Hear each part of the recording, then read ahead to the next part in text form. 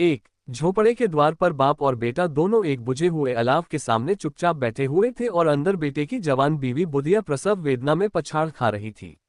रह रहकर उसके मुंह से ऐसी दिल हिला देने वाली आवाज निकलती थी कि दोनों कलेजा थाम लेते थे। जाड़ों की रात थी, प्रकृति सन्नाटे में डूबी हुई, सारा गांव अंधकार में लय हो गया था। घीसू ने कहा, मालूम होता है बचेगी नहीं। सारा दिन दौड़ते हो गया, जा देख तो आ। माधव चिढ़कर बोला, मरना ही है तो जल्दी मर क्यों नहीं जाती? देखकर क्या करूं? तू बड़ा बेदर्द है बे।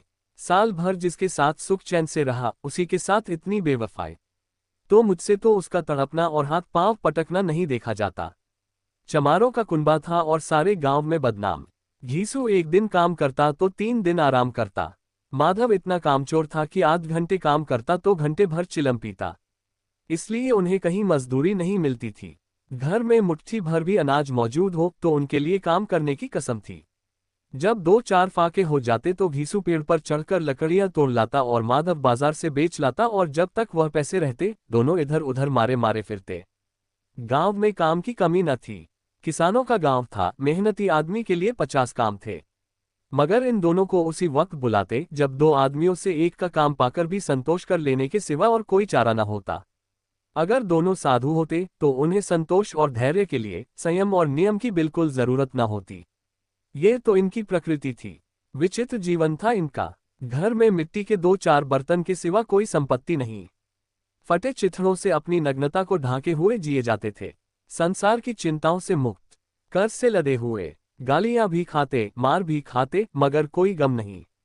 दीन इतने की वसूली की बिल्कुल आशा न रहने पर भी लोग इन्हें कुछ न कुछ कर्ज दे देते थे। मटर आलू की फसल में दूसरों के खेतों से मटर या आलू उखाड़ लाते और भून भानकर खा लेते, या 10 ऊख उखाड़ लाते और रात को चूसते। घीसू ने इसी आकाश वृत्ति से 60 साल की उम्र काट दी और माधव भी सपूत बेटे की तरह बाप ही के पद चिन्हों पर चल रहा था, बल्कि उसका नाम और भी उजागर कर रहा था। इस वक्त भी दोनों अलाव के सामने बैठकर आलू भून रहे थे, जो कि किसी खेत से खोद लाए थे। घीसू की स्त्री का तो बहुत दिन हुए देहांत हो गया था। माधव का ब्याह पिछले साल हुआ था। जब से यह औरत आई थी, उसने इस खानदान में व्यवस्था की नींव डाली थी और इन दोनों बेगैरतों का दोजख भरती रहती थी। जब से वह आए, ये दोनों और भी आलसी और आरामतलब हो गए थे, बल्कि कुछ अकड़ने भी लगे थे। कोई कार्य करने को बुलाता तो निर्ब्याज भाव से दुगुनी मजदूरी मांगते। वही औरत आज प्रसव वेदना से मर रही थी और ये दोनों इसी इंतजार में थे कि वह मर जाए तो आराम से सोए। घीसू ने आलू निकालकर छीलते हुए कहा, जाकर देख तो क्या दशा है उसकी। चुड़ैल का फिसाद होगा और क्या। यहाँ तो ओझा भी 1 रुपया मांगता है। माधव को भय था कि वह कोठरी में गया तो घीसू आलूओं का बड़ा भाग साफ कर देगा। बोला, मुझे वहां जाते डर लगता है। डर किस बात का है, मैं तो यहाँ हूँ ही। तो तुम ही जाकर देखो ना। मेरी औरत जब मरी थी तो मैं 3 दिन तक उसके पास से हिला तक नहीं था। और फिर मुझसे ले जाएगी कि नहीं। जिसका कभी मुंह नहीं देखा, आज उसका उभरा हुआ बदन देखूं। उसे तन की सुध भी तो न होगी। मुझे देख लेगी तो खुलकर हाथ पांव भी न पटक सकेगी। मैं सोचता हूँ कोई बाल बच्चा हो गया तो क्या होगा। सौंठ, गुड़, तेल कुछ भी तो नहीं है घर में। सब कुछ आ जाएगा, भगवान दे तो। जो लोग अभी 1 पैसा नहीं दे रहे हैं, वे ही कल बुलाकर रुपए देंगे। मेरे 9 लड़के हुए, घर में कभी कुछ न था, मगर भगवान ने किसी न किसी तरह बेड़ा पार ही लगाया। जिस समाज में रात दिन मेहनत करने वालों की हालत उनकी हालत से कुछ बहुत अच्छी न थी, और किसानों के मुकाबले में वे लोग जो किसानों की दुर्बलताओं से लाभ उठाना जानते थे, कहीं ज्यादा संपन्न थे, वहां इस तरह की मनोवृत्ति का पैदा हो जाना कोई अचरज की बात न थी। हम तो कहेंगे, घीसू किसानों से कहीं ज्यादा विचारवान था और किसानों के विचार शून्य समूह में शामिल होने के बदले बैठकबाजों की कुत्सित मंडली में जा मिला था।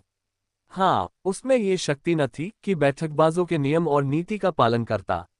इसलिए जहां उसकी मंडली के और लोग गांव के सरगना और मुखिया बने हुए थे, उस पर सारा गांव उंगली उठाता था।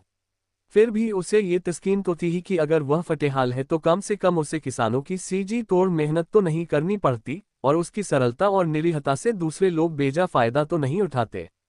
दोनों आलू निकाल निकाल कर जलते जलते खाने लगे। कल से कुछ नहीं खाया था।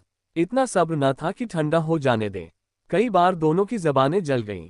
छिल जाने पर आलू का बाहरी हिस्सा जबान, हलक और तालू को जला देता था, और उस अंगारे को मुंह में रखने से ज्यादा खैरियत इसी में थी कि वह अंदर पहुंच जाए। वहां उसे ठंडा करने के लिए काफी सामान थे, इसलिए दोनों जल्द जल्द निकल जाते। हालांकि इस कोशिश में उनकी आंखों से आंसू निकल आते। घीसू को उस वक्त ठाकुर की बारात याद आई जिसमें 20 साल पहले वह गया था। उस दावत में उसे जो तृप्ति मिली थी वह उसके जीवन में एक याद रखने लायक बात थी, और आज भी उसकी याद ताज़ा थी। बोला, वह भोज नहीं भूलता। तब से फिर उस तरह का खाना और भरपेट नहीं मिला। लड़की वालों ने सबको भरपेट पूरियां खिलाई थीं, सबको, छोटे बड़े सबने पूरियां खाई, और असली घी की चटनी, रायता, 3 तरह के सूखे साग, एक रसेदार तरकारी, दही, चटनी, मिठाई। अब क्या बताऊं कि उस भोज में क्या स्वाद मिला। कोई रोक टोक नहीं थी, जो चीज चाहो मांगो, जितना चाहो खाओ। लोगों ने ऐसा खाया कि किसी से पानी न पिया गया। मगर परोसने वाले हैं कि पत्तल में गर्म गर्म गोल गोल सुवासित कचौरियां डाल देते हैं। मना करते हैं कि नहीं चाहिए, पत्तल पर हाथ रोके हुए हैं, मगर वह है कि दिए जाते हैं। और जब सबने मुंह धो लिया तो पान इलायची भी मिली, मगर मुझे पान लेने की कहाँ सुध थी। खड़ा हुआ न जाता था, चटपट जाकर अपने कंबल पर लेट गया। ऐसा दिल दरियाव था वह ठाकुर। माधव ने इन पदार्थों का मन ही मन मजा लेते हुए कहा, अब हमें कोई ऐसा भोज नहीं खिलाता। अब कोई क्या खिलाएगा। वह जमाना दूसरा था, अब तो सबको किफायत सूझती है। शादी ब्याह में मत खर्च करो, क्रियाकर्म में मत खर्च करो। पूछो, गरीबों का माल बटोर बटोर कर कहाँ रखोगे। बटोरने में तो कमी नहीं है, हाँ खर्च में किफायत सूझती है। तुमने 20 पूरियां खाई होंगी, 20 से ज्यादा खाई थीं। मैं 50 खा जाता, 50 से कम मैंने न खाई होंगी। अच्छा पका था, तू तो मेरा आधा भी नहीं है। आलू खाकर दोनों ने पानी पिया और वहीं अलाव के सामने अपनी धोतियां ओढ़कर पांव पेट में डाले सो रहे, जैसे 2 बड़े बड़े अजगर गेंदुलिया मारे पड़े हों। और बुधिया अभी तक कराह रही थी। 2 सवेरे माधव ने कोठरी में जाकर देखा तो उसकी स्त्री ठंडी हो गई थी। उसके मुंह पर मक्खियां भिनक रही थीं, पथराई हुई आंखें ऊपर टंगी हुई थीं, सारी देह धूल से लथपथ हो रही थी। उसके पेट में बच्चा मर गया था। माधव भागा हुआ घीसू के पास आया, फिर दोनों जोर जोर से हाय हाय करने और छाती पीटने लगे। पड़ोस वालों ने ये रोना धोना सुना तो दौड़े हुए आए और पुरानी मर्यादा के अनुसार इन अभागों को समझाने लगे। मगर ज्यादा रोने पीटने का अवसर न था, कफन की और लकड़ी की फिक्र करनी थी। घर में तो पैसा इस तरह गायब था जैसे चील के घोंसले में मांस। बाप बेटे रोते हुए गांव के जमींदार के पास गए। वह इन दोनों की सूरत से नफरत करते थे, कई बार इन्हें अपने हाथों से पीट चुके थे, चोरी करने के लिए, वादे पर काम पर न आने के लिए। पूछा, क्या है बेघिसुआ, रोता क्यों है। अब तो तू कहीं दिखलाई भी नहीं देता, मालूम होता है इस गांव में रहना नहीं चाहता। घीसू ने जमीन पर सिर रखकर आंखों में आंसू भरे हुए कहा, सरकार बड़ी विपत्ति में हूं। माधव की घरवाली रात को गुजर गई, रात भर तड़पती रही सरकार।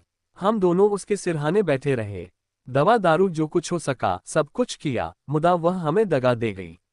अब कोई एक रोटी देने वाला भी न रहा मालिक, तबाह हो गए, घर उजड़ गया। आपका गुलाम हूं, अब आपके सिवा कौन उसकी मिट्टी पार लगाएगा। हमारे हाथ में तो जो कुछ था वह सब तो दवा दारू में उठ गया। सरकार ही की दया होगी तो उसकी मिट्टी उठेगी, आपके सिवा किसके द्वार पर जाऊं। जमींदार साहब दयालु थे, मगर घीसू पर दया करना काले कंबल पर रंग चढ़ाना था। जी में तो आया, कह दें चल दूर हो यहां से। यूं तो बुलाने से भी नहीं आता, आज जब गर्ज पड़ी तो आकर खुशामद कर रहा है। हरामखोर कहीं का, बदमाश। लेकिन ये क्रोध या दंड देने का अवसर न था। जी में कुलते हुए 2 रुपए निकालकर फेंक दिए, मगर सांत्वना का एक शब्द भी मुंह से न निकला। उसकी तरफ ताका तक नहीं, जैसे सिर का बोझ उतारा हो। जब जमींदार साहब ने 2 रुपए दिए तो गांव के बनिए महाजनों को इनकार का साहस कैसे होता। घीसू जमींदार के नाम का ढिंढोरा भी पीटना खूब जानता था। किसी ने 2 आने दिए, किसी ने 4 आने। 1 घंटे में घीसू के पास 5 रुपए की अच्छी रकम जमा हो गई। कहीं से अनाज मिल गया, कहीं से लकड़ी। और दोपहर को घीसू और माधव बाजार से कफन लाने चले। इधर लोग बांस वांस काटने लगे। गांव की नर्म दिल स्त्रियां आकर लाश देखती थीं और उसकी बेकसी पर 2 बूंद आंसू गिराकर चली जाती थीं। 3 बाजार में पहुंचकर घीसू बोला, लकड़ी तो उसे जलाने भर को मिल गई है, क्यों माधव। माधव बोला, हाँ लकड़ी तो बहुत है, अब कफन चाहिए। तो चलो कोई हल्का सा कफन ले लें। हाँ और क्या, लाश उठते उठते रात हो जाएगी। रात को कफन कौन देखता है। कैसा बुरा रिवाज है कि जिसे जीते जी तन ढांकने को चित्रा भी ना मिले, उसे मरने पर नया कफन चाहिए। कफन लाश के साथ जल ही तो जाता है, और क्या रखा रहता है। यही 5 रुपए पहले मिलते तो कुछ दवा दारू कर लेते। दोनों एक दूसरे के मन की बात ताड़ रहे थे। बाजार में इधर उधर घूमते रहे, कभी इस बाजार की दुकान पर गए, कभी उसकी दुकान पर। तरह तरह के कपड़े, रेशमी और सूती देखे, मगर कुछ जचा नहीं। यहां तक कि शाम हो गई। तब दोनों न जाने किस दैवी प्रेरणा से एक मधुशाला के सामने जा पहुंचे, और जैसे किसी पूर्व निश्चित व्यवस्था से अंदर चले गए। वहां जरा देर तक दोनों असमंजस में खड़े रहे। फिर घीसू ने गद्दी के सामने जाकर कहा, साहू जी, एक बोतल हमें भी देना। इसके बाद कुछ चिखौना आया, तली हुई मछली आई और दोनों बरामदे में बैठकर शांतिपूर्वक पीने लगे। कई कुज्जियां ताबड़तोड़ पीने के बाद दोनों सरूर में आ गए। घीसू बोला, कफन लगाने से क्या मिलता, आखिर जल ही तो जाता, कुछ बहू के साथ तो न जाता। माधव आसमान की तरफ देखकर बोला, मानो देवताओं को अपनी निष्पापता का साक्षी बना रहा हो। दुनिया का दस्तूर है, नहीं लोग बामनों को हजारों रुपए क्यों दे देते हैं। कौन देखता है परलोक में मिलता है या नहीं। बड़े आदमियों के पास धन है, फूंके। हमारे पास फूंकने को क्या है। लेकिन लोगों को जवाब क्या दोगे। लोग पूछेंगे, नहीं कफन कहाँ है। घीसू हंसा, अबे कह देंगे कि रुपए कमर से खिसक गए, बहुत ढूंढा मिले नहीं। लोगों को विश्वास न आएगा, लेकिन फिर वही रुपए देंगे। माधव भी हंसा इस अनपेक्षित सौभाग्य पर, बोला, बड़ी अच्छी थी बेचारी, मरी तो खूब खिला पिलाकर, आधी बोतल से ज्यादा उड़ गई। घीसू ने 2 सेरपुरियां मंगाए, चटनी, अचार, कलेजिया। शराब खाने के सामने ही दुकान थी। माधव लपक कर 2 पत्तलों में सारे सामान ले आया। पूरा 1.5 रुपया खर्च हो गया, सिर्फ थोड़े से पैसे बच रहे। दोनों इस वक्त इस शान में बैठे पूरियां खा रहे थे जैसे जंगल में कोई शेर अपना शिकार उड़ा रहा हो। न जवाबदेही का खौफ था, न बदनामी की फिक्र। इन भावनाओं को उन्होंने बहुत पहले ही जीत लिया था। घीसू दार्शनिक भाव से बोला, हमारी आत्मा प्रसन्न हो रही है तो क्या उसे पुण्य होगा। माधव ने श्रद्धा से सिर झुकाकर तस्दीक की, जरूर से जरूर होगा। भगवान तुम अंतर्यामी हो, उसे बैकुंठ ले जाना। हम दोनों हृदय से आशीर्वाद दे रहे हैं। आज जो भोजन मिला वह कभी उम्र भर न मिला था। एक क्षण के बाद माधव के मन में एक शंका जागी। बोला, क्यों दादा, हम लोग भी एक न एक दिन वहां जाएंगे ही। घीसू ने इस भोले भाले सवाल का कुछ उत्तर न दिया। वह परलोक की बातें सोचकर इस आनंद में बाधा न डालना चाहता था। जो वहां वह हम लोगों से पूछे कि तुमने हमें कफन क्यों नहीं दिया तो क्या कहोगे। कहेंगे तुम्हारा सिर। पूछेगी तो जरूर, तू कैसे जानता है कि उसे कफन न मिलेगा। तू मुझे ऐसा गधा समझता है। 60 साल क्या दुनिया में घास खोदता रहा हूं। उसको कफन मिलेगा और बहुत अच्छा मिलेगा। माधव को विश्वास न आया। बोला, कौन देगा। रुपए तो तुमने चट कर दिए। वह तो मुझसे पूछेगी। उसकी मांग में तो सेंदूर मैंने डाला था। कौन देगा, बताते क्यों नहीं। वही लोग देंगे जिन्होंने अब की दिया। हाँ, अब की रुपए हमारे हाथ न आएंगे। ज्यों ज्यों अंधेरा बढ़ता था और सितारों की चमक तेज होती थी, मधुशाला की रौनक भी बढ़ती जाती थी। कोई गाता था, कोई डींग मारता था, कोई अपने संगी के गले लिपटा जाता था, कोई अपने दोस्त के मुंह में कुल्हड़ लगाए देता था। वहां के वातावरण में सुरूर था, हवा में नशा। कितने तो यहां आकर एक चुल्लू में मस्त हो जाते थे। शराब से ज्यादा यहाँ की हवा उन पर नशा करती थी। जीवन की बाधाएं यहाँ खींच लाती थीं और कुछ देर के लिए ये भूल जाते थे कि वे जीते हैं या मरते हैं, या न जीते हैं न मरते हैं। और ये दोनों बाप बेटे अब भी मजे ले लेकर चुस्कियां ले रहे थे। सबकी निगाहें इनकी ओर जमी हुई थीं। दोनों कितने भाग्य के बली हैं। पूरी बोतल बीच में है। भरपेट खाकर माधव ने बची हुई पूरियों का पत्तल उठाकर एक भिखारी को दे दिया, जो खड़ा इनकी ओर भूखी आंखों से देख रहा था, और देने के गौरव, आनंद और उल्लास का अपने जीवन में पहली बार अनुभव किया। घीसू ने कहा, ले जा, खूब खा और आशीर्वाद दे।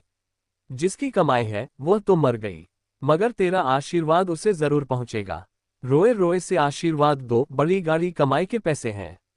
माधव ने फिर आसमान की तरफ देखकर कहा, वह बैकुंठ में जाएगी दादा, बैकुंठ की रानी बनेगी। घीसू खड़ा हो गया और जैसे उल्लास की लहरों में तैरता हुआ बोला, हाँ बेटा, बैकुंठ में जाएगी। किसी को सताया नहीं, किसी को दबाया नहीं।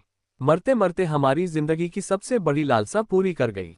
वह न बैकुंठ जाएगी तो क्या ये मोटे मोटे लोग जाएंगे, जो गरीबों को दोनों हाथों से लूटते हैं और अपने पाप को धोने के लिए गंगा में नहाते हैं और मंदिरों में जल चढ़ाते हैं। श्रद्धालुता का ये रंग तुरंत ही बदल गया। अस्थिरता नशे की खासियत है। दुख और निराशा का दौरा हुआ। माधव बोला, मगर दादा, बेचारी ने जिंदगी में बड़ा दुख भोगा। कितना दुख झेल कर मरी। वह आंखों पर हाथ रखकर रोने लगा, चीखें मार मार कर। यीशु ने समझाया, क्यों रोता है बेटा, खुश हो कि वह माया जाल से मुक्त हो गई, जंजाल से छूट गई। बड़ी भाग्यवान थी जो इतनी जल्द माया मोह के बंधन तोड़ दिए। और दोनों खड़े होकर गाने लगे, ठगिनी क्यों नैना झमकावे, ठगिनी। पियक्कड़ों की आंखें इनकी ओर लगी हुई थीं और ये दोनों अपने दिल में मस्त गाए जाते थे। फिर दोनों नाचने लगे, उछले भी, कूदे भी, गिरे भी, मटके भी, भाव भी बनाए, अभिनय भी किए, और आखिर नशे में मदमस्त होकर वहीं गिर पड़े।